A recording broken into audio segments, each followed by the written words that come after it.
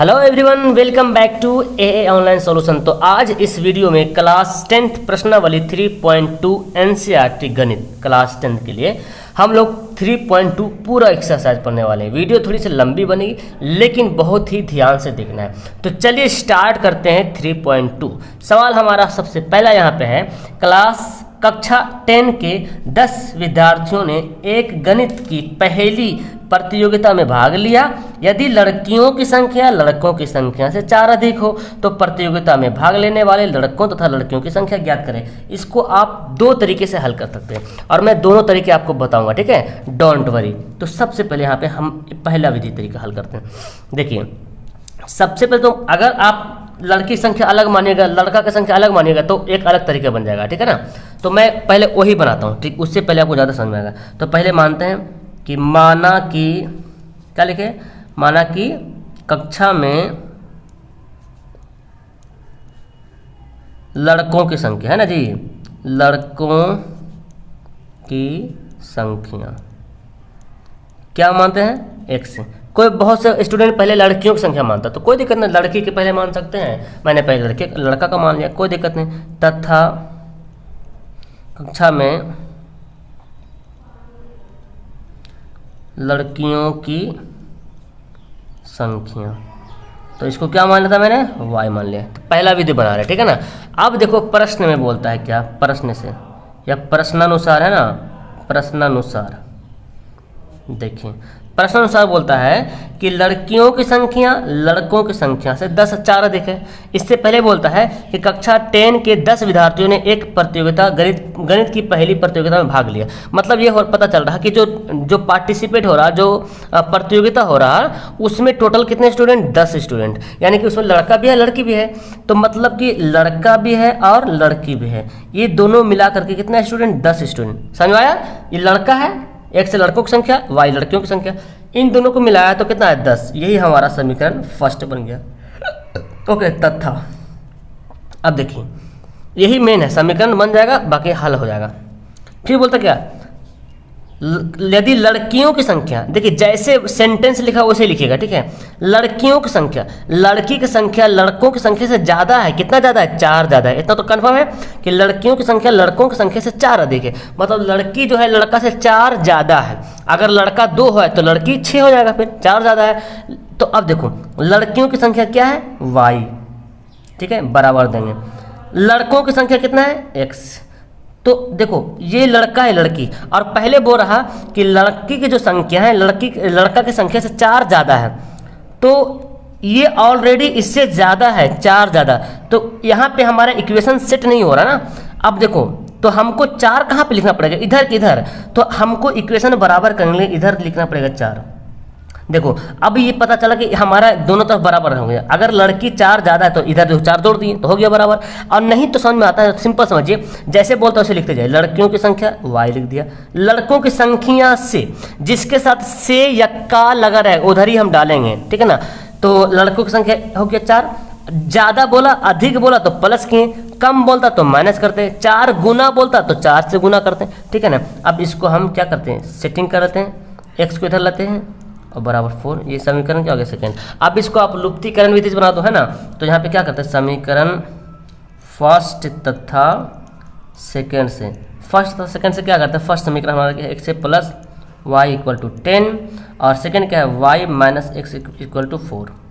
तो अब क्या करें, इसमें हम घटाएंगे नहीं। जब देख रहे हैं ऑटोमेटिक यहाँ पे x से कट जाएगा तो घटाने की जरूरत ही नहीं। तो 2y बराबर कितना हो गया, 14 हो जाएगा, और 2 से कट जाएगा, 2 7 14। तो y का वैल्यू कितना आ गया, 7 आ गया। यहीं पे हम बनाते हैं, ठीक है। नीचे बनाएंगे दूसरी विधि। चलिए अब क्या लिखता है, y का मान समीकरण फर्स्ट में रखने पर, तो फर्स्ट में रख दो, सेकंड में रख दो, जिससे मर्जी उसमें रख दो, ठीक है ना। तो हम फर्स्ट ही लिख दिए हैं। चलिए तो x plus y equal to 10 है समीकरण फर्स्ट। तो x हो गया, y का वैल्यू 7 आया बराबर 10। तो x से बराबर क्या हो जाएगा, 10 माइनस 7। तो x से बराबर कितना हो गया, 3 हमारा आंसर। इसलिए है ना, लड़कों की संख्या बराबर है ना, लड़कों की संख्या इक्वल टू कितना, लड़का को मैंने क्या माना, 3 माना था ना। तो x से बराबर 3, और लड़कियों की संख्या, लड़कियों की संख्या बराबर क्या माना था y कितना गया 7। अब देखिए टोटल लड़का लड़की मिला कितना 10 है कि नहीं। अब बोल भी रहा 10 ही तो है क्लास में। तो ये पहली विधि बन गई। उम्मीद है कि समझ में आ गया। अब हम इसको मैं लिखते फर्स्ट मेथड, ठीक है ना। अब हम लिखते हैं यहाँ पे सेकेंड मेथड। आपको जो मेथड अच्छा लगेगा उससे बनाइएगा, ठीक है। देखिए अब देखो यहाँ पे हमको नहीं मानना है कितना लड़की है। अब यहाँ पे सिंपल समझो, टोटल 10 है। अब समझो लड़कियों की संख्या लड़कों की संख्या से 4 क्या है अधिक है, 4 अधिक है।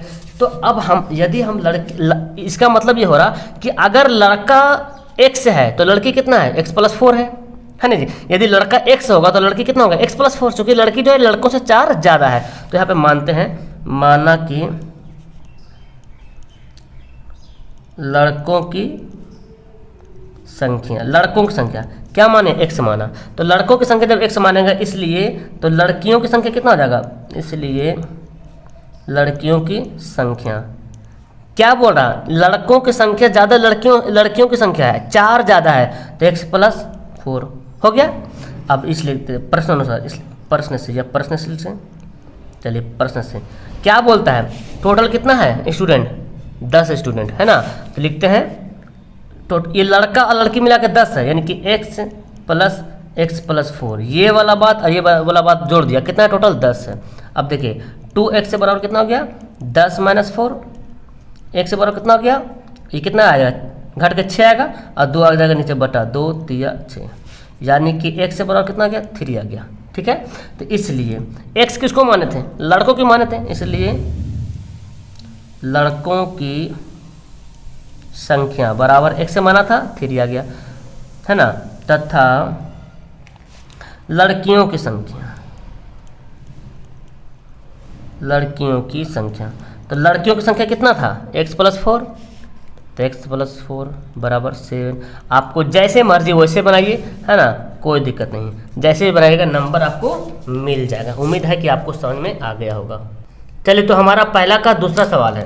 ओके, आप पढ़े होंगे इसमें जो है लुप्तीकरण विधि, वज्र गुणन विधि, अनुपात निर्णय विधि, प्रतिस्थापन विधि, जैसे चाहे उसे बना सकते हैं। सबसे बेस्ट है लुप्तीकरण विधि, इसलिए मैंने उसी से बना रहा, ठीक है ना। जब सवाल दिया रहेगा कि वज्र गुणन विधि से बनाए तो फिर आपको बता देंगे वो भी। 5 पेंसिल तथा 7 कलमों का मूल्य कितना है 50 रुपया है, जबकि 7 कलम और 7 पेंसिल और तथा 5 कलमों का मूल्य 146 रुपया है। तो एक पेंसिल का मूल्य तथा एक कलम का मूल्य ज्ञात करें। चलिए इसको हल करते हैं। तो पहले तो मानना पड़ेगा एक का दाम कितना है, तो मानना पड़ेगा माना कि एक पेंसिल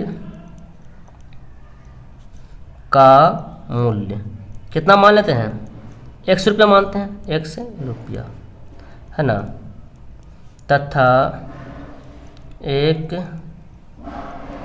कलम का मूल्य कितना मानते हैं y रुपया। देखिए इसलिए प्रश्न से या प्रश्नानुसार है ना। अब देखिए यही मेन है, ये बंदा समझ गया तो समझ सवाल को हल कर लेगा। अब देखिए सवाल बोलता है 5 पेंसिल, एक पेंसिल का दाम 100 रुपया है तो 5 पेंसिल का दाम 5x हो जाएगा। अगर बंदा को लगता है सर कैसे लिख दिए, अगर मैं आपको बोलूँ एक पेंसिल का दाम 2 रुपया है तो 5 पेंसिल का दाम 10 रुपया हो जाएगा, 5 दूना 10। तो यही तो मैं गुना कर रहा हूँ, 5x मतलब गुना हो रहा है। यहाँ पे जितना दाम होगा एक पेंसिल का गुना हो जाएगा। अगर 2 रुपया होगा तो 2 × 10 होगा, 3 रुपया होगा तो 3 × 15 होगा, 1 रुपया होगा तो 5 × 5 होगा, ठीक है ना। 5 पेंसिल और 7 कलम, तो एक कलम का दाम y रुपया, तो 7 कलम का क्या हो जाएगा 7y। और कुल कीमत कितना है 50 रुपये। देखिए ये पेंसिल और कलम मिला के कितना हो गया 50 रुपये। ये हमारा समीकरण फर्स्ट कहलाएगा, ठीक है। तथा फिर बोलता 7 पेंसिल यानी कि 7x, 5 कलम यानी कि 5y, इसका कुल कितना है 46 रुपये दाम, समीकरण सेकंड। अब देखो हमको इसको काटना पड़ेगा भाई, दोनों x भी प्लस में दोनों है, y भी दोनों प्लस में, तो हमको एक दूसरे को घटाना पड़ेगा है ना। जब भी दोनों सेम में देखे ना तो हमको घटाना पड़ेगा, और अगर एक ठो प्लस एक ठो माइनस में देखे तो जोड़ दीजिएगा, कट जाएगा। तो लेकिन घटाएं कैसे, जब तक दोनों का वैल्यू किसी जाए तो x को बराबर कर लो तो y को बराबर कर लो, करना पड़ेगा। तो सिंपल सी बात है कि हम x को ही काट लेते हैं है ना। तो इसको हम 7 से गुना कर देंगे, इसको हम 5 से गुना कर देंगे, तो 7 × 5 = 35, 5 × 7 = 35 है ना। तो यहाँ पे लेते हैं समीकरण फर्स्ट, माइनस लिख दो तो फर्स्ट तथा भी लिख सकते हैं सेकंड से।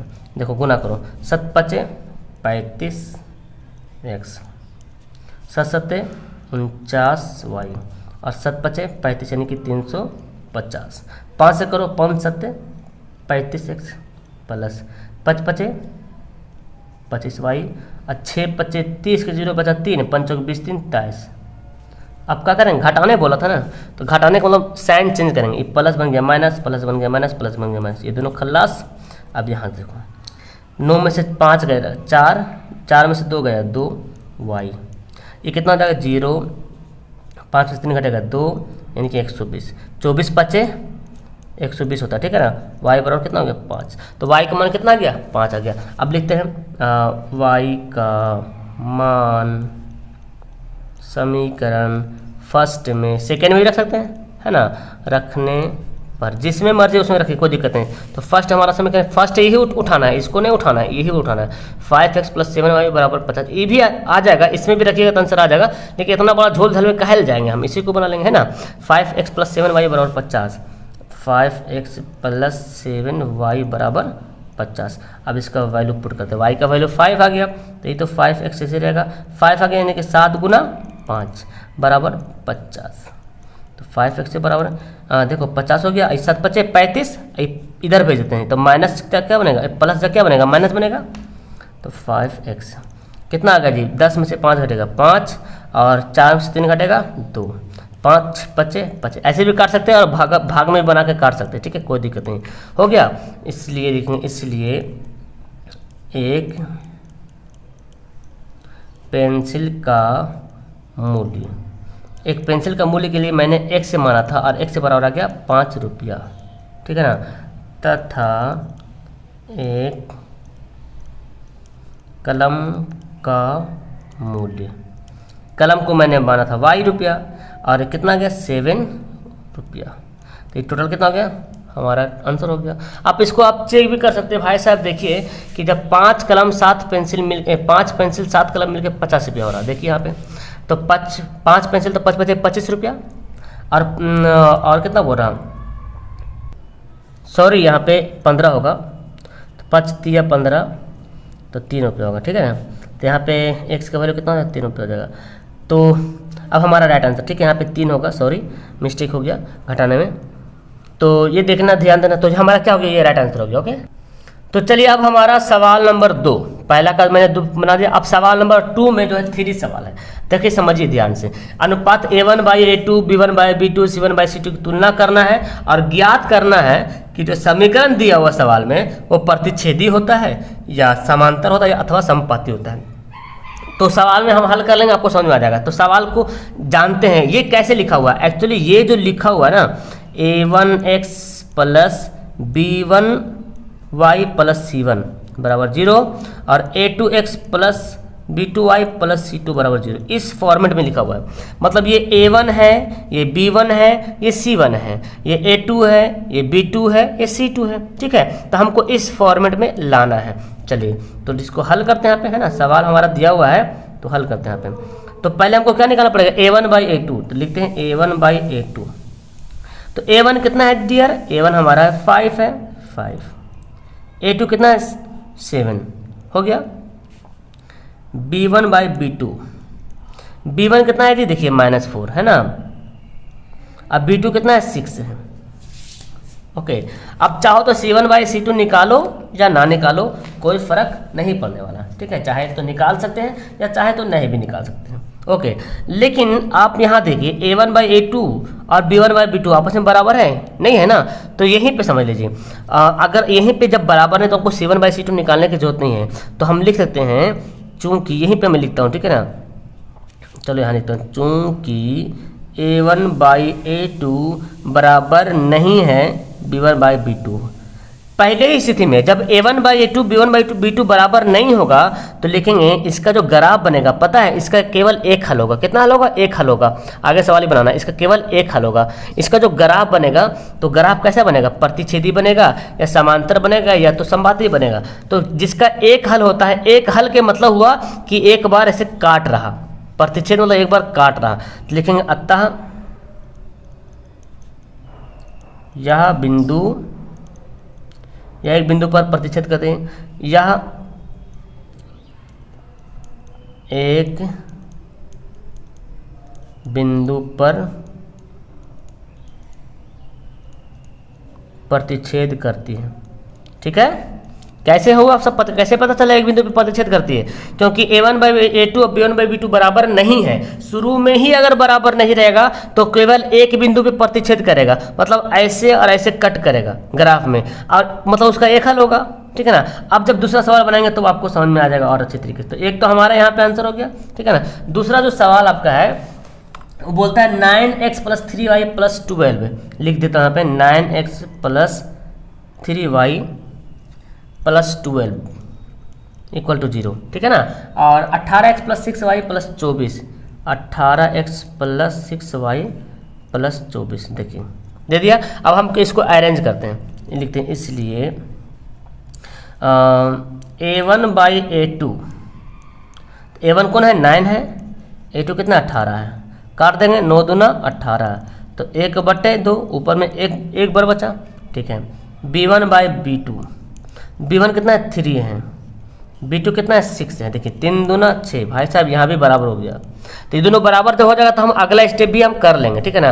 अगला स्टेप क्या लिखते हैं c1/c2, c1 कितना है डियर 12 है, c2 कितना है 24। देखिए 12 दूना 24, ये 1/2 हो गया ना बराबर। तो लिखेंगे इसलिए चूंकि a1/a2 बराबर है b1/b2 बराबर है c1/c2, मतलब कि तीनों जो है बराबर आपस में। जब तीनों बराबर होगा तो इसका अनेक हल होगा।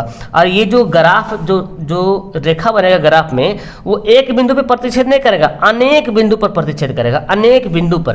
मतलब एक लाइन है और उसी पे दूसरा लाइन जा रहा, तो इसको क्या बोलेगा अनेक बार प्रतिच्छेद कर रहा है ना।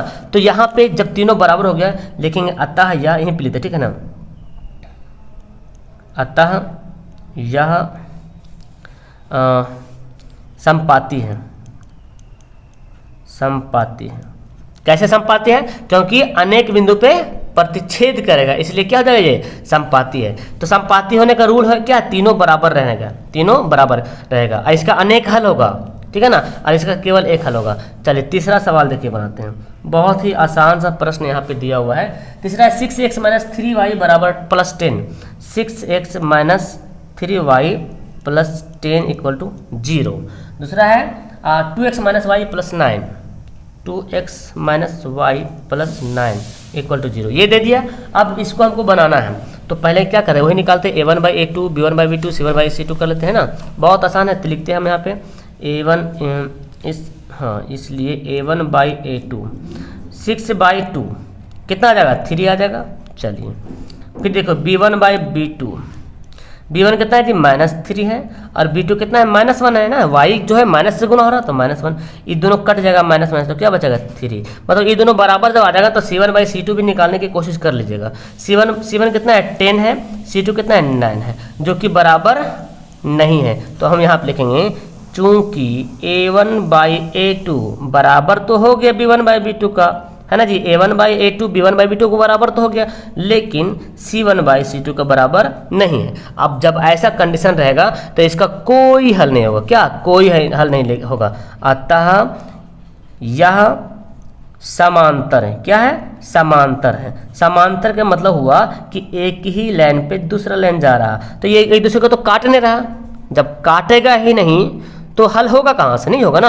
और संपाती का मतलब हुआ कि एक ही लाइन पे दूसरा लाइन, तो अनेक बार काट रहा, इसलिए अनेक हल हो गया। और प्रतिच्छेद का मतलब हुआ एक बार ऐसे काटा एक बिंदु पे, तो उसको बोलेंगे प्रतिच्छेदी। तो ये हमारा तीनों सवाल हो गया क्लियर। तो अगला सवाल यहाँ पे है सवाल नंबर 3 कि अनुपात a1/a2, b1/b2, c1/c2। समझ में आ गया पिछले सवाल से। इसको तुलना करना है और बताना है कि रैखिक समीकरण का युग्म संगत है कि असंगत। अब संगत असंगत क्या होता है सर जी? संगत मतलब जिसका हल होगा ना, एक हल हो या अनेक हल हो, उसको बोलेंगे संगत, और जिसका कोई हल ना हो उसको क्या बोलेंगे असंगत बोलेंगे। तो चलिए फटाफट बनाते हैं यहाँ पे, है ना, हल करते हैं इसको।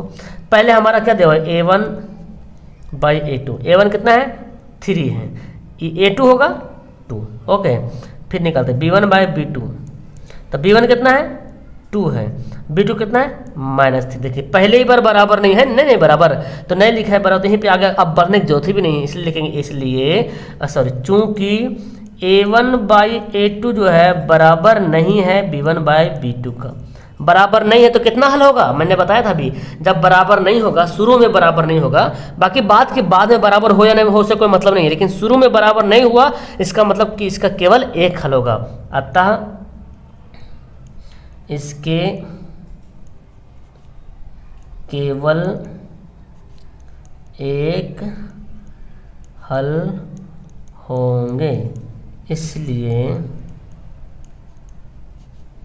यह युग्म क्या है, यह जो युग्म है संगत, यह युग्म संगत है। हो गया हमारा आंसर। कितना आसान सा सवाल था। चलिए दूसरा सवाल देखते हैं।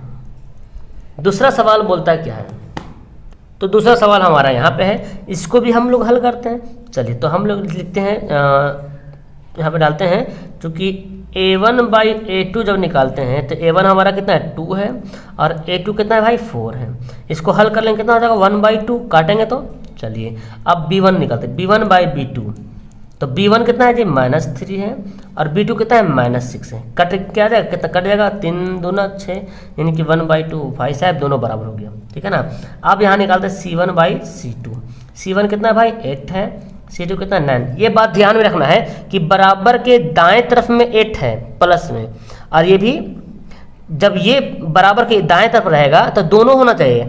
जैसे इससे पहले वाला सवाल में ये वाला आचार संख्या इधर था, तो दोनों इधर रहेगा, दोनों में। और दोनों समीकरण में अगर एक समीकरण में इधर है तो इसमें भी इधर करना पड़ेगा, नहीं तो गड़बड़ हो जाएगा, ठीक है, नहीं तो गड़बड़ बन जाएगा। इसलिए इसको इस बात का ख्याल रखना है।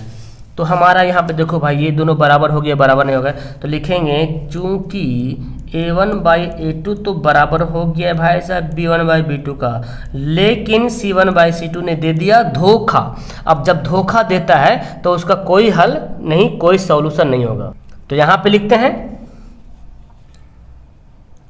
अतः इसके कोई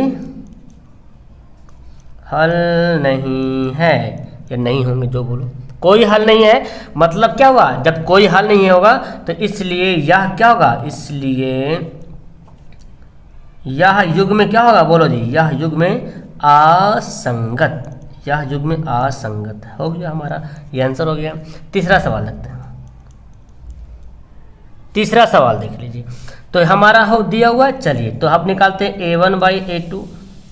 a1 कितना भाई साहब 3/2, ठीक है, ध्यान से बनाइएगा इसको, देखिए बट्टा में है, आइए बड़का बट्टा में अब यहाँ पे देंगे, और a2 कितना 9 है, ये जो 2 है ना नीचे चलाएगा, है ना जी, भाग को गुना में पलटेंगे तो कहाँ नीचे चलेगा, तो 3/9 गुना 2, आगे नीचे काट दो, 3 दूना 6, अच्छा 3 3 9, तो 1/4 समझ में आ गया।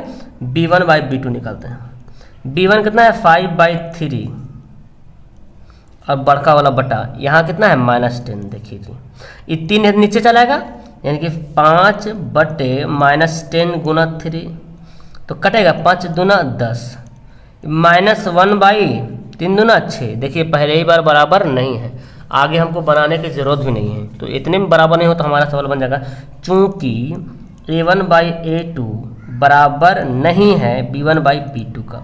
जब बराबर नहीं हो तो कितना हल होगा वो तो बताओ, संगत असंगत लिखने के हमको लिखना पड़ेगा कितने हल होंगे। तो लिखेंगे अतः मत लिखो, लिखो चूंकि इसके केवल एक हल होंगे, अतः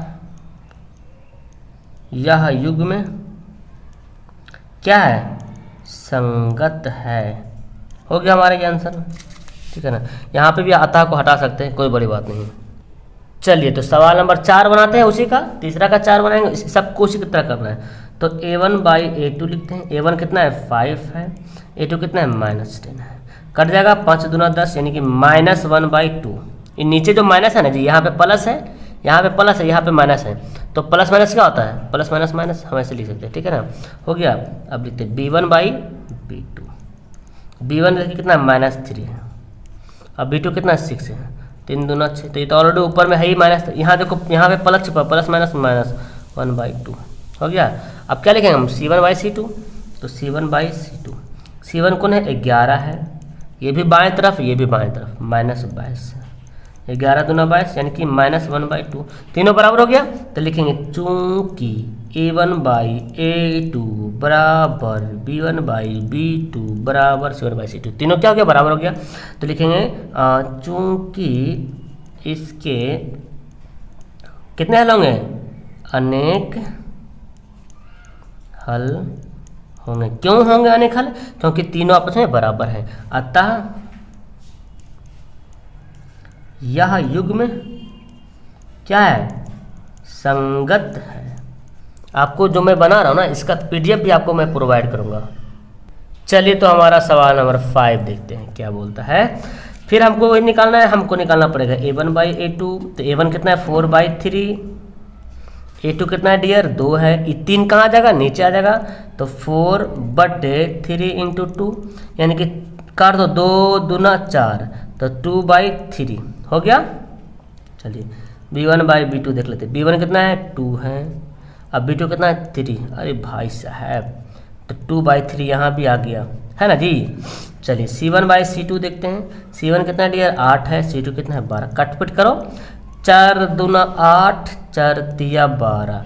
देख रहे हैं ना, a1/a2 भी इतना, b1/b2 2/3, c1/c2 2। तो लिखेंगे चूंकि a1/a2 बराबर है b1/b2 का बराबर है c1/c2 का बराबर हो गया। तो बराबर जब हो गया तो लिखेंगे चूंकि इसके कितने हल होंगे, अनेक हल होंगे। अनेक हल लिखो या अनंत भी लिख सकते हैं, अनंत हल होंगे, है ना। अतः यह युग्म क्या है, संगत है। हो गया हमारा आंसर। क्लियर है। चलिए सवाल नंबर 4 पढ़ते हैं। बोलता है क्या, रैखिक समीकरणों के युग्मों में से कौन से युग्म संगत है या असंगत है। अगर संगत होता तो ग्राफीय विधि से हल करें, मतलब संगत अगर होगा तब हल करना है, नहीं तो फिर हल नहीं करना है, ठीक है ना। तो x + y बराबर 5 दिया हुआ पहला क्वेश्चन, और 2x + 2y बराबर 10 दिया हुआ है, मतलब ये संगत हो सकता है। चलिए देखते हैं। तो अब हम क्या करेंगे, पहले हम संगत असंगत जानेंगे। जैसे पहले जाने थे कि कौन संगत है भाई कौन असंगत, तो हम निकालते हैं a1/a2 निकालेंगे। a1 1 है, a2 कितना है 2 है, ठीक है ना। b1/b2 निकालते हैं, तो b1 भी 1 है और b2 भी कितना है 2 है। c1/c2 निकालते हैं, c1 कितना है 5 है, c2 कितना है 10 है। इसको काटा पीटी करेंगे, 5 दूना 10, तो कितना हो जाएगा 1/2। तो तीनों बराबर हो गया। तो लिखते हैं यहाँ पे ग्राफ भी बनाना है, ठीक है। चूंकि a1/a2 बराबर b1/b2 बराबर c1/c2 है, अतः यह क्या है, डायरेक्ट लिखेंगे अतः यह संगत है, ठीक है ना। अतः यह संगत है। अब जब संगत है तो हमको क्या करना है, ग्राफ बनाना है। अब देखिए ग्राफ कैसे बनाते हैं। तो सबसे पहले हम यहीं पे ग्राफ बनाते हैं, ठीक है। हम यूं ही बनाते हैं, मतलब आप फिर ग्राफ पेज पे बना लीजिएगा अच्छी तरीके से। तो ग्राफ जब कॉपी रहेगा आपको, तो आपको इस तरह से करना पड़ेगा ग्राफ में, ठीक है ना। समझिए ध्यान से। हाँ, इससे के पहले तो मुझे और भी कुछ काम था ना। चलिए ठीक है, हम कर लेते वो काम हम कर लेते। देखिए ग्राफ बनाने से पहले हमको पहले x से y का वैल्यू पता करना पड़ेगा। तो पहले हमारा अब यहाँ पे लिखते हैं। अब पहले हमारा क्या था, x + y बराबर 5। तो मैंने बताया था आपको बॉक्स बनाना है। आप बॉक्स में बना के अपना मन से बना के हल कर सकते हैं, या रफ में बना के हल कर सकते हैं, या तो यहाँ पे भी बना सकते हैं। यहाँ पे बनाइएगा तो लॉन्ग बन जाएगा, कॉपी भर जाएगा। तो देखिए हमको ऐसा वैल्यू रखना है जो ज़्यादा बड़ा ना हो, छोटा छोटा हो, बटा में भी ना हो। अगर x का वैल्यू 0 मानेंगे तो y का वैल्यू क्या होगा 5। x का वैल्यू मैंने 0 माना तो y का वैल्यू कितना होगा 5 हो जाएगा। अगर y का 0 मानेंगे तो x 5 है ना जी। y का वैल्यू अगर 0 मान लेते हैं तो x से बराबर क्या हो जाएगा 5। इससे बड़ा क्या हो सकता है, ठीक है ना। तथा दूसरा क्या है, 2x + 2y बराबर 10। यहाँ भी सेम है ना, यहाँ भी सेम है। तो यहाँ भी सेम ही आएगा, देख लो। 2 कॉमन ले लो, पहले 2 को भगाओ यहाँ से, 2 × 5 = 10, यानी कि x + y बराबर 5 हो गया। यहाँ भी हम बॉक्स बना लो। यहाँ पे आपको लगता है, यहाँ पे भी आप ये भी दोनों सेम ले सकते हैं, नहीं भी लीजिएगा तो जो ग्राफ बनेगा ना सेम बनेगा। चलिए हम कुछ अलग मान लेते हैं। अगर x के वैल्यू में 1 मानता हूँ 1, तो y का वैल्यू कितना हो जाएगा। अगर x का वैल्यू 1 मानेंगे तो 1 इधर जाकर घटेगा, तो y का वैल्यू कितना हो जाएगा 4 हो जाएगा, ठीक है ना। अब और कुछ मान लो, या तो y का वैल्यू कुछ और मान लो, या तो x का वैल्यू मान लो, जो माना सो मानो, कोई दिक्कत नहीं। ग्राफ का तरीका जो समांतर होगा या प्रतिच्छेदी होगा या संगत होगा। इतनी बात याद रखें। ये क्या है, समपाती है, मतलब ग्राफ जब भी बनेगा तो समपाती ही बनेगा। इतनी बात याद रखें, ग्राफ जब भी बनेगा तो समपाती बनेगा, ठीक है ना। अब यहाँ पे मैं क्या मान लूँ यहाँ पे मैं लेता हूँ क्या, कुछ भी y का वैल्यू मान लेता हूँ। चलो y का वैल्यू मैं मान लिया, क्या मानूँ, 0 मान लूँ, चलो 0 मानते हैं। तो x का वैल्यू कितना होगा 5, हम बोले कुछ भी मान सकते हैं। चलिए अब ये हमारा ग्राफ यहाँ पे है, तो ये हमारा 0 है। सब देखिए प्लस में, पॉजिटिव में है। x जो है 5 तक है, y जो है बड़ा से बड़ा 5 तक है। तो हम यहाँ पे ऐसा नंबर करते हैं, मान लें कि यहाँ पे 1 है, यहाँ पे 2 है। तो मैंने इस तरह से बना लिया। अब देखिए ध्यान से देखिए, पहले क्या बोलता है, 0 x 0 तो y कितना है 5 है, x 0 तो y 5, यहीं पे आएगा पॉइंट, यानी कि 0 और 5। फिर बोलता है जब x 5 है तो y 0, जब x 5 है तो y 0, जब x 5 है तो y 0, मतलब यहाँ पे आएगा पॉइंट, है ना जी, यहाँ पे पॉइंट आएगा, यानी कि 5 और 0, ठीक है।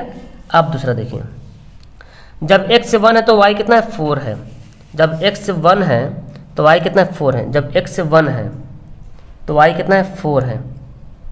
तो यहाँ पे हम ऐसा कर सकते हैं, देखिए ये पहला समीकरण है और दूसरा समीकरण भी यही आ गया, यानी कि दोनों समीकरण सेम हो गया, तो हम इसको भी सेम ही रखेंगे, ठीक है ना, क्योंकि जब समीकरण सेम हो गया तो हमको वैल्यू भी सेम ही रखना है, ओके। क्योंकि देखिए ये समीकरण दोनों क्या हो गया, आपस में बराबर हो गया, है ना, कि x + y = 5, x + y = 5, दोनों समीकरण क्या है, बराबर है।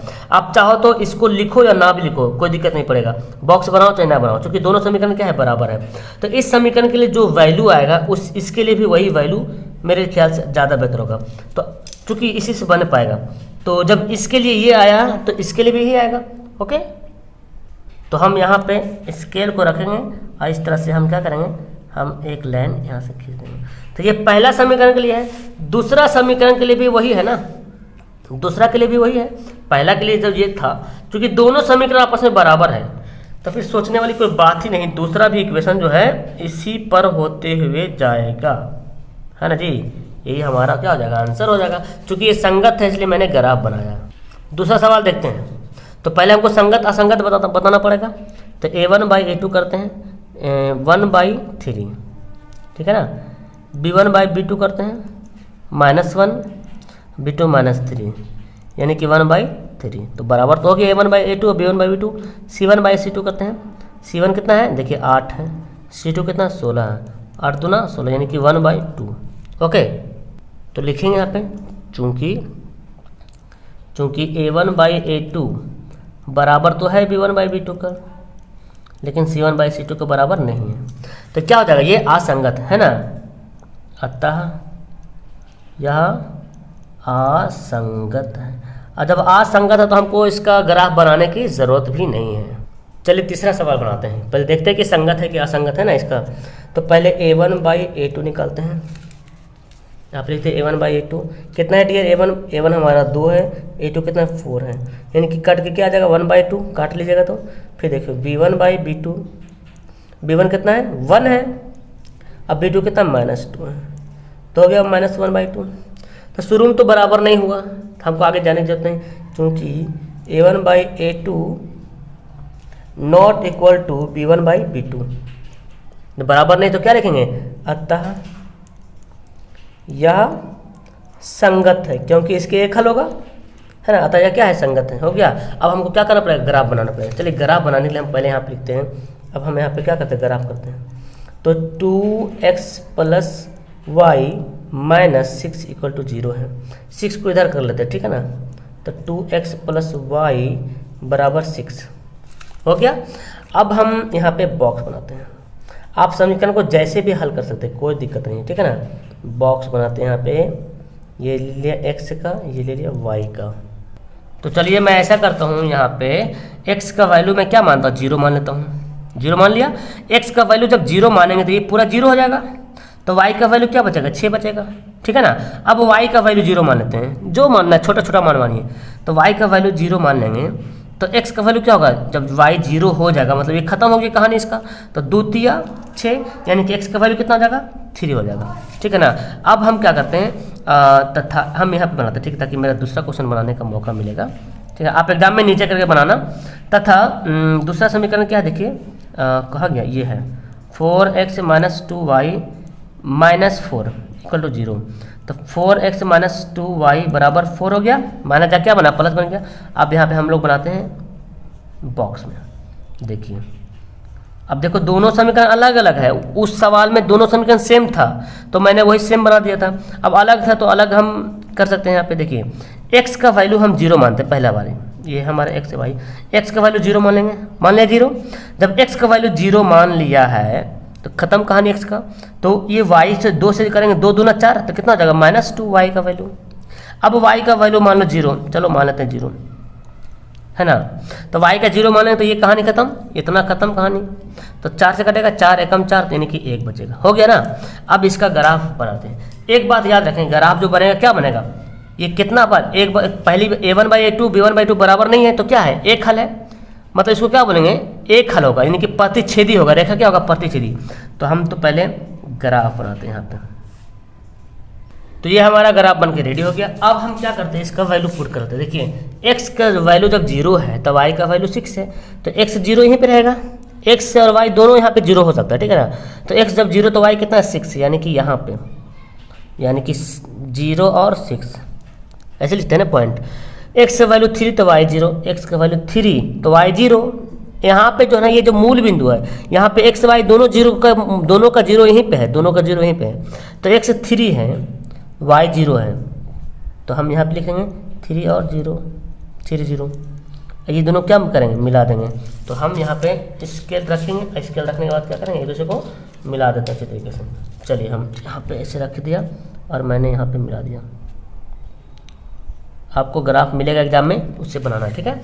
फिर दूसरा बोलता क्या, x 0 तो y -2, x 0 तो y -2 यहाँ पे आएगा, 0 तो y -2, सॉरी x 0 तो y -2 कहाँ पे, नीचे में जाएगा ना, सॉरी x 0 y -2 y का नीचे है तो यहाँ पे आएगा, है ना।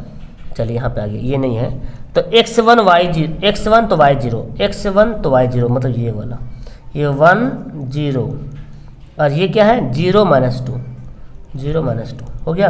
अब फिर यहाँ पे हम क्या करेंगे, ऐसे रखेंगे और इसको ऐसे मिला देना। तो देख रहे प्रतिच्छेद कर दिया, यहाँ पे क्या हुआ, ये प्रतिच्छेदी रेखा बना, ये पॉइंट बना प्रतिच्छेदी रेखा। तो बस यहाँ पे ज़्यादा है तो इसको ऐसे कर दो, तीर का निशान डाल दो। ये किसका समीकरण गया भाई, ये गया है 2x + y = 6, यहाँ पे लिख सकते हो 2x + y = 6, थोड़ा सा अच्छा बनेगा। और ये जो समीकरण किसका गया, ये गया 4x - 2y = 4, तो यहाँ पे लिख सकते हैं 4x - 2y = 4, है ना। तो हमारा ये आंसर हो गया। ओके, देखिए चौथा सवाल देखते हैं। तो पहले a1/a2 निकालते हैं। a1/a2 क्या है, a1 2 है, a2 कितना 4 है, यानी कि 1/2 आ गया, ठीक है। b1/b2 निकालते हैं। b1 है -2, b2 है -4, काट देंगे, माइनस कट जाएगा, 2 दूना 4, जैसे ही कटा 2 दूना 4 तो 1/2 आ गया, बराबर हो गया। चलो जब बराबर हो जाएगा तो अगला सिंगल हमको मिल गया, ठीक है ना, सिग्नल हमको मिल गया कि बराबर भाई आगे बढ़िए। तो अब जब बराबर नहीं होता तो आगे बढ़ने जो होते हैं यहीं भी हम हल कर लेते हैं। -2 -5 है ना जी, -2 देखिए 2 बाएं तरफ है, इधर भी देखिए बाएं तरफ है। अगर ये बाएं तरफ और ये दाएं तरफ रहता तो गड़बड़ होता, इसलिए हमको सुधारना पड़ता। तो बराबर नहीं है ना, चूँकि a1/a2 बराबर तो हो गया b1/b2 का, लेकिन फिर अब दे दिया धोखा, c1/c2 बराबर नहीं है। जब बराबर नहीं है तो क्या लिखेंगे, अतः यह असंगत है। क्या है, असंगत है, हो गया। हमको अब आगे कुछ करने की जरूरत भी नहीं है। ओके, चलिए पढ़ते हैं अगला सवाल। देखिए 5वें सवाल क्या बोलता है, एक आयताकार बाग है जिसकी लंबाई चौड़ाई से 4 अधिक है। लंबाई जो है चौड़ाई से 4 ज़्यादा है। अर्ध परिमाप दिया हो 36, तो बाकी विमाएँ, मतलब लंबाई और चौड़ाई ज्ञात करना है। यहाँ तो बोला जा रहा है लंबाई चौड़ाई से 4 ज़्यादा है, लेकिन कितना है लंबाई वो तो पता नहीं है। चलिए तो अब हम मानते हैं लंबाई, इसको भी आप चाहे तो उस तरीके से बना सकते हैं, लेकिन हम मानते क्या, देखिए माना कि बाग की लंबाई को मैं क्या मानता हूँ, देखिए लंबाई चौड़ाई से 4 ज़्यादा है तो पहले चौड़ाई मानते हैं, ठीक है, लंबाई से पहले चौड़ाई मानते हैं। चौड़ाई को मैं मान लेता हूँ x मीटर, ठीक है। तो इसलिए लंबाई बराबर क्या हो जाएगा, इसलिए लंबाई बराबर, यहाँ डायरेक्ट बोला जा रहा है कि लंबाई जो है चौड़ाई से 4 अधिक है, यानी कि x + 4 मीटर। हो गया ना, लंबाई चौड़ाई पता चल गया आपको, जो भी वैल्यू है। अब अर्ध परिमाप, अर्ध परिमाप यानी कि आयत का अर्ध परिमाप लिखते हैं। चूंकि यहाँ पे दिया हुआ है, चूंकि आयताकार बाग का अर्ध परिमाप, अर्ध परिमाप कितना दिया हुआ है 36 मीटर। और अर्ध परिमाप, आयत का परिमाप पता क्या होता है 2 × L + B, ये होता है आयत का परिमाप। और अर्ध बोल रहा था, क्या करेंगे आधा कर देंगे, हो गया ना। आप चाहो तो L + B लिख लो डायरेक्ट, लेकिन मैंने आपको बताया कि आयत का परिमाप होता है 2 × L + B, और अर्ध बोला जा रहा है तो अर्ध मतलब आधा कर दिया यहाँ पे। अब आप चाहो तो ये लिखो, नहीं तो फिर डायरेक्ट L + B लिख सकते हैं, ये दोनों का वेग कट गया। अब बताओ L का वैल्यू कितना है भाई, L का वैल्यू है x + 4 और B का वैल्यू कितना है x है, यानी कि 36 हो गया। 4 क्या हो जाएगा, घट जाएगा, 2x बराबर 36 - 4, तो 2x बराबर कितना आ गया, घट के 32 आ गया, ठीक है ना। 2 से घटेगा 2 × 2 2 × 12, x का वैल्यू कितना आ गया 16 आ गया, यानी कि चौड़ाई का वैल्यू कितना 16 आ गया, तो लंबाई कितना हो गया जोड़ देंगे। इसलिए बाग की चौड़ाई बराबर एक से माना था कितना गया 16 मीटर, तथा है ना बाग की लंबाई बराबर क्या माना, 1 से +4 था ना, तो 16 + 4 कितना हो गया 20 मीटर। तो ये हमारा दोनों क्या हो गया आंसर हो गया। कितना आसान सा सवाल था ये। तो चले सवाल नंबर 6 पढ़ते हैं। एक रैखिक समीकरण जो दिया हुआ 2x + 3y - 8 = 0 दी गई है। दो चरों में से एक ऐसी और रैखिक समीकरण लिखना है, यानी कि एक समीकरण लिखा हुआ, एक और समीकरण ऐसा लिखना है जो प्रतिच्छेद हो। तो प्रतिच्छेद होने के लिए आपको पता है कि a1/a2 और बराबर नहीं होना चाहिए b1/b2 का, है ना। तो इसके बाद हम कोई और भी लिख सकते हैं, जो आपकी किताब में जो आंसर दिया हुआ है, इसके अलावा बहुत सारे आंसर हो सकते हैं, जो भी लिख सकते हैं। तो चलिए मैं लिखता हूँ। तो हम जैसे कि पहला हमारा दिया हुआ है 2x + 3y - 8, ये दिया हुआ है। तो हम कैसे लिखते हैं, लिखते हैं दूसरा समीकरण। अब हम क्या करें, चूंकि प्रतिच्छेदी के होने के लिए a1/a2 बराबर a1/a2 not equal to b1/b2 होगा। तो a1/a2, तो हम यहाँ पे कुछ भी रख लेते हैं। यहाँ पे क्या रख लें, 2 है ना, चलिए हम यहाँ पे 3 लिख लेते हैं, हो गया। तो 2/3 हो जाएगा। अच्छा, हमको बराबर नहीं करना है, ठीक है ना। और यहाँ पे 3y है, तो यहाँ पे मैं क्या लिखूँ जो बराबर नहीं हो, तो हम लिख लेते हैं 5y। और यहाँ पे 8 के यहाँ पे कुछ भी लिख लो, 9 10 कुछ भी लिख लो, कोई फर्क नहीं पड़ने वाला है, ठीक है ना। 1 लिखो, 2 लिखो, जो मर्जी से लिख दो। तो ये भी हमारा क्या हो गया आंसर हो गया। देखो 2/3 3/5 बराबर है, नहीं बराबर है। तो ये कैसे, ये ऐसा कब होता है, जब प्रतिच्छेद होता है ना। दूसरा बोलता है कि ऐसा लिखिए जो समांतर रेखाएं हो, क्या हो, समांतर रेखाएं हो। तो ये सब मतलब आपको एग्जाम में तो आएगा नहीं, लेकिन बनाना है। तो एक तो हमारा दिया हुआ है, समांतर रेखा होने के लिए क्या करेंगे, समांतर मतलब क्या समझे, जो कोई बराबर नहीं होगा आपस में। तो चलो 2x है तो हम मान लेते हैं 3x है, ठीक है ना। 3y है तो मान लेते हैं 5y। देखो 2/3 3/5 नहीं बराबर है। अब 8 है ना, यहाँ पे माइनस है तो आप प्लस लिख दो, +8। लो भाई, इसको बराबर करोगे तो -1 आएगा, -8/8 तो -1।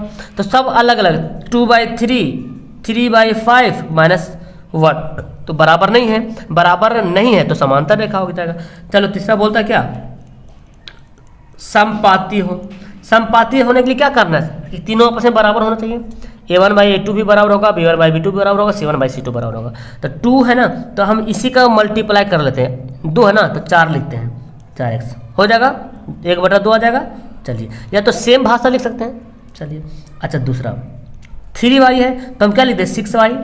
3 दूना 6 कर, देखिए 2/4 तो 1/2 हो जाएगा, 3/6 मतलब 1/2, और माइनस है तो हम भी लेते हैं 8 दूना 16 कर लो यहाँ पे। तो आपकी किताब में जो आंसर दिया, कोई जरूरी नहीं कि टैली कर जाए, इसके अलावा मुख्तलिफ आंसर हो सकते हैं। ओके, चलिए आप बनाते हैं इस एक्सरसाइज का आखिरी सवाल है, ठीक है।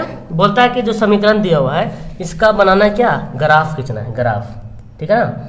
x - y + 1 = 0, 3x + 2y - 12 = 0, graph खींचना है। तो ग्राफ खींचने के लिए क्या करेंगे, हम लोग हल करेंगे। चलिए, पहले ग्राफ खींचने बोला तो पहले ग्राफ खींचते हैं। x - y +1 = 0। इसको हम क्या लिख सकते हैं, x - y बराबर -1 कर सकते हैं ना। चलिए हम यहाँ पे क्या करते हैं, बॉक्स बनाते हैं। चलिए ये हमारा बॉक्स बन गया। 2 ही पॉइंट लीजिए, 3 पॉइंट भी ले सकते हैं, कोई दिक्कत नहीं। अब देखो x का वैल्यू मैं क्या रखूँ, अगर x का वैल्यू मैं 0 रखता हूँ, x का वैल्यू मैं 0 रखा तो y का वैल्यू क्या होगा, ये दोनों x का वैल्यू 0 रख दिया तो खत्म, तो कट जाएगा, तो y का वैल्यू क्या बचेगा 1। अगर y का वैल्यू भी 0 रख देते हैं, देखिए y का वैल्यू 0 रखे तो ये खत्म, तो x का वैल्यू क्या बचेगा -1, है ना जी, -1। ये हमारा बन गया एक बॉक्स, ठीक है ना। तथा 3x + 2y - 12 बराबर 0 दिया हुआ है। 3x + 2y बराबर क्या हो जाएगा 12। अब इसको भी हम बनाते हैं बॉक्स में, बॉक्स बनाएंगे तभी ग्राफ बनाएंगे। देखिए ये x वाला हो गया, ये y वाला हो गया। अब देखिए जी पहले x के बराबर 0 रखिए, x के बराबर 0 रखें तो खत्म, चूंकि 0 3 से गुना होगा तो 0 हो जाएगा, तो 2 छक 2 से कटेगा, 2 छक 12, तो y का वैल्यू कितना आ गया 6 आ गया। अब y का वैल्यू 0 रखिए, हो गया 0, तो y का वैल्यू 0 रखेंगे तो 0 हो जाएगा, 3 चौक 12 यानी कि 4। अब इसको हम ग्राफ बनाते हैं, ग्राफ थोड़ा ध्यान से बनाना पड़ेगा इसमें, क्योंकि यहाँ बोला क्या जा रहा कि जो इससे ग्राफ जब बनाएगा तो उसे एक त्रिभुज बनेगा, और त्रिभुज बनेगा तो उसका निर्देशांक लिखना आपको, ठीक है ना। तो मैं यहाँ पे एक ये लाइन और एक ये लाइन ऐसे कर ड्रॉ कर दे, ठीक है। ये x हो गया, ये y डैश हो गया, ये x डैश हो गया, ये y डैश, ठीक है ना। चलिए तो यहाँ पे दिया हुआ x से मतलब देखो y 6 तक दिया हो, तो हम यहाँ एक हिसाब से मान लेते हैं, 1 होगा यहाँ पे, 2 होगा यहाँ पे, 3 होगा, अनुमानित है ना, 4 होगा, 5 होगा, 6 होगा। डिस्टेंस भी सेम देखिएगा इसमें, ठीक है ना, नहीं तो गड़बड़ हो जाए। हालांकि आप जब ग्राफ पेज में बनाओगे, ग्राफ वाला कॉपी में, तो आपको डिस्टेंस में देखने की जरूरत नहीं पड़ेगा, वो तो ऑटोमेटिक उसमें बना हुआ रहता है, ठीक है। तो यहाँ पे 0 हो गया, -1 -2 -3 -4 -5 -6, यहाँ पर जाएगा -1 -2 -3 -4 -5 -6। अब देखिए क्या बोलता है, x 0 तो y 1, x 0 यहाँ पे है, y 1 मतलब यहाँ पे बनेगा, है ना, यानी कि यहाँ पे बनेगा। चलिए फिर देखते हैं, x से -1 तो y 0, x से -1 तो y 0, मतलब देख रहे हैं ना, ये यहीं पे, ये इसी पे ड्रॉ हो जाएगा, लाइन जो है इसी पे ड्रॉ हो जाएगा। आप बोलेंगे सर ऐसा क्यों हो रहा, तो यहाँ पे कुछ भी मान रखिएगा तो ऐसे ही होगा, ठीक है ना। तो हमको क्या करना है, इस लाइन को ड्रॉ कर देना, फिर तो दोनों सेम पॉइंट बन गया। देखिए 0 1 0 1, यहाँ पे लेते 0 और 1, यहाँ पे क्या -1 0 ये वाला, अच्छा सॉरी x से -1 है ना, तो इधर नहीं बनेगा, मैं गलती कर दिया, x से -1 और y 0 यहाँ पे, सॉरी यहाँ पे x से -1 और y 0, ठीक है ना। तो -1 0 यानी कि ये ऐसे खींचाएगा, -1 0, ये नहीं होगा, ये वाला होगा। इसको मैं ऐसे करके खींच लेता हूँ, ठीक है, ऐसे खींच लेता है, ये थोड़ा सा ग्राफ में। अच्छा दूसरा है x 0 y 6, x 0 तो y 6, भाई साहब यहाँ पे आ गया 0 6, x से 4 तो y 0, x से 4 y 0, मतलब यहाँ पे आ गया। अब इस पॉइंट को 4 0 है ना, लिख दिया यहाँ पे 4 0, इस पॉइंट को क्या करेंगे, इससे जो है यहाँ पे मिला लेंगे, ओके। तो यहाँ पे ध्यान से देखिए, एक पॉइंट हमारा क्या बना, यहाँ पे बन रहा है, ये जो मिला ना, ये जो मिला है, यानी कि त्रिभुज कैसे बनेगा, त्रिभुज बना कि नहीं बना, देखो ये वाला आया और ये वाला गया, हम इसको बोलता है छायांकित कीजिए, बोलता है ना छायांकित कीजिए, तो छायांकित कर देते। देखिए ये वाला ना, ये पूरा जो क्या है, ये क्या बना, ये पूरा त्रिभुज बन रहा, मैंने त्रिभुज को क्या कर दिया, छायांकित कर दिया। बताओ अभी जो यहाँ पे एक पॉइंट बना, एक पॉइंट हमारा यहाँ पे बना, एक पॉइंट यहाँ बना, तो पहले इसलिए लिखें, इसलिए निर्देशांक, इसका निर्देशांक क्या लिखेगा, -1 0, चूंकि x वाला पहले लिखना पड़ता है निर्देशांक में, तो -1 और 0 हो गया पहले निर्देशांक। इसको क्या लिखेगा 4 0, ये तो ऑटोमेटिक यहाँ पे ही है 4 0। अच्छा इसको क्या लिखेगा, तो देखिए ये कहीं ना कहीं जब ग्राफ में बनाएगा तो ये 2 के समान जाएगा, थोड़ा सा मेरा टेढ़ा हो गया क्योंकि मैं ग्राफ को भी नहीं बनाया हूँ, ठीक है ना।